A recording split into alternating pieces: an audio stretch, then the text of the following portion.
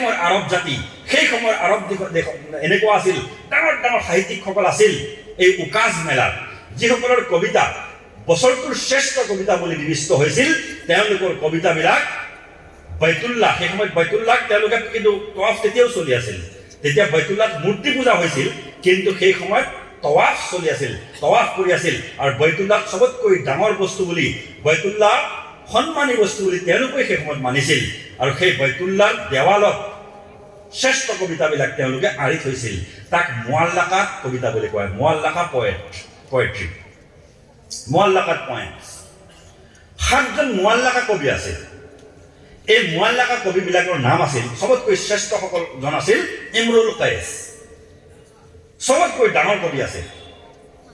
তো এই ডাঙৰ ডাঙৰ কবিতাবিলাকক কি কৰিলে, তেওঁলোকে ভাবিছিল যেতিয়া আল্লাহ নবী সাল্লাল্লাহু আলাইহি ওয়াসাল্লামৰ ওপৰত কোৰাণ পাক নাজিল হ'ল, আলিফ লাম মিম যালিকাল কিতাবু লা রাইবা ফীহি হুদাল লিল মুত্তাকিন আল্লাযীনা ইউমিনুনা বিল গায়বি ওয়া ইউকিমুনাস সালাহ ওয়া মিম্মা রাযাকনাহুম ইউনফিকুন উলাইকা আলা হুদাম মির রাব্বিহিম ওয়া উলাইকা হুমুল মুফলিহুন।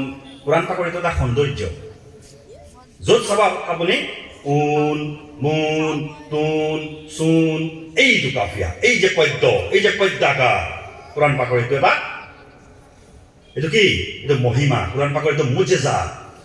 والشمس وضحاها والقمر إذا تلاها والنهار إذا جلاها والليل إذا يغشاها والسماء وما بناها والأرض وما طحاها ونفس وما سواها فألهمها فجورها وتقواها قد أفلح من زكاها وقد خاب من دساها قد أفلح من زكاها وقد خاب من دساها كذبت ثمود بطغواها إذ انبعث أشقاها فقال لهم رسول الله ناقة الله وسقياها فكذبوه فعقروها فدمدم عليهم ربهم بذنبهم فسواها ولا يخاف عقباها।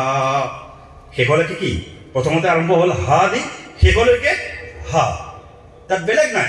পাৰিব কোনোবাই, কোনোবা মানুহে পাৰিব? যেতিয়া এই ধৰণে কোৰাণ পাক নাজিল হোৱা আৰম্ভ হ'ল, তেতিয়া সেই ডাঙৰ ডাঙৰ কবিবিলাকে হ'লে এইটো কি, এইটো কি? তাৰপিছত নবী কৰীম সাল্লাল্লাহু আলাইহি ওয়াসাল্লামৰ যেতিয়া আল্লাহৰ ফালৰ পৰা ওহী নাজিল হ'ল, তেতিয়া তেওঁলোকে ভাবিলে যে মুহাম্মদটো বহুত ডাঙৰ কবি, এইটো ক'ৰ পৰা কবিতা আনিছে? তেতিয়া আল্লাহ তাবাৰাকা তাআলাই আয়াত নাজিল কৰিলে, ওয়ামা হুয়া বিকাউলি শাইৰ ওয়ামা হুয়া বিকাউলি কাহিন তানাজ্জালুল মালাইকাতু ওয়াৰ ৰূহ নাযালা বিহিৰ ৰূহুল আমিন নাযালা বিহিৰ ৰূহুল আমিন মিনাল্লাহ। আল্লাহ তাআলাৰ পৰা, আল্লাহ তাআলাৰ তৰফৰ পৰা ৰূহুল আমিন মানে ফেৰেশতা জিবৰাইলে নাজিল কৰিছে আল্লাহৰ ওপৰত। এইটো কোনো শাইৰৰ কালাম নহয়, কোনো কাহিনীৰ কালাম নহয়, কোনো পূজাৰীৰ কালাম নহয়, কোনো জ্যোতিষীৰ কালাম নহয়, কোনো বিজ্ঞানীৰ কালাম নহয়, কোনো কবিৰ কালাম নহয়। এইটো একমাত্ৰ আল্লাহৰ বাণী, একমাত্ৰ আল্লাহৰ বাণী। আল্লাহ চ্যালেঞ্জ কৰিলে, তাৰপিছতো কিছুমান কবি আহিল, আহি পেলাই ক'লে এনেকুৱাটো কবিতা আমি নিজেই লিখিব পাৰোঁ। বহু কেইদিন চ্যালেঞ্জ কৰিলে তেওঁলোকে। তেতিয়া আল্লাহ তাআলাই ক'লে, এই কবিসকল আহা আহা, তোমালোকক চ্যালেঞ্জ কৰিছোঁ, তোমালোকক মই প্ৰত্যাহ্বান জনাইছোঁ। আল্লাহ কোৰাণ নাজিল কৰিলে, কি কৰিলে? ওয়া ইন কুনতুম ফি রাইবিন মিম্মা নাযালনা আলা আবদিনা ফাতু বিসূরাতিন মিন মিথলিহি ওয়াদউ শুহাদাআকুম মিন দুনিল্লাহি ইন কুনতুম সাদিকিন। এই কবিসকল, গোটেই পৃথিৱীৰ কবিসকল, তোমালোকক চ্যালেঞ্জ কৰিছোঁ, তোমালোকে যদি মোৰ কালামৰ ওপৰত তোমালোকৰ যদি সন্দেহ হৈছে যে মোৰ কালাম নহয়, কোনো কবিৰ কালাম হয়, তোমালোকে মাত্ৰ ফাতু বিসূৰাতিন মিন মিথলিহি, এই এনেকুৱা ধৰণৰ এটা সৰু সূৰা তুমি লৈ আনা। সবতকৈ সৰু সূৰা কোনটো?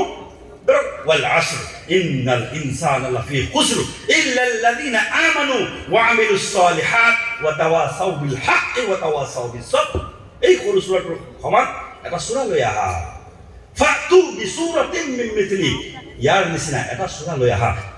ওয়াদউ শুহাদাআকুম মিন দুনিল্লাহ, আৰু তোমালোকৰ যিমান সহায়কাৰী আছে পৃথিৱীৰ, গোটেই পৃথিৱী জুৰি যিমান সহায়ক তোমালোকৰ আছে, তোমালোকে মাতি লৈ আনা। আৰু কোৰাণ পাকৰ নিচিনা এটা সৰু সূৰা তোমালোকে নাজিল, তোমালোকে বনাই দেখাই দিয়া।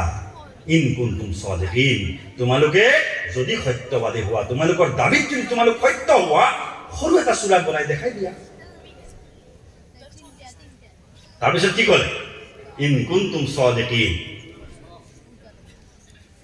ফালা ওয়ালান তাফআলু ওয়ালান তাফআলু ফাত্তাকুল্লাহ। কি আছে তাৰপিছত আয়াতো আমাৰ হাফিজা কওক? ওয়াইন ফাত্তাকুন নাৰাল্লাতী ওয়াকুদুহা নাস। আসলে তোমালোকে নোৱাৰিবা, তোমালোকে কোনো কাৰণত নোৱাৰিবা।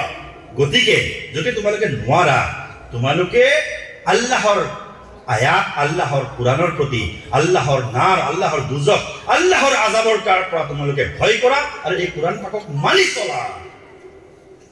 আল্লাহ চ্যালেঞ্জ কৰিলে। আলহামদুলিল্লাহ, আজি পৰ্যন্ত কোনো এজন এনেকুৱা পৃথিৱীজোৰা কবি নোলাল যিজন কবিয়ে কোৰআন পাকৰ এটা সৰু সূৰা, এটা সৰু আয়াতৰ সমান এটা আয়াত বনাই দেখাব পাৰে। সুবহানাল্লাহ। তাৰপিছত আল্লাহ পাকে কয়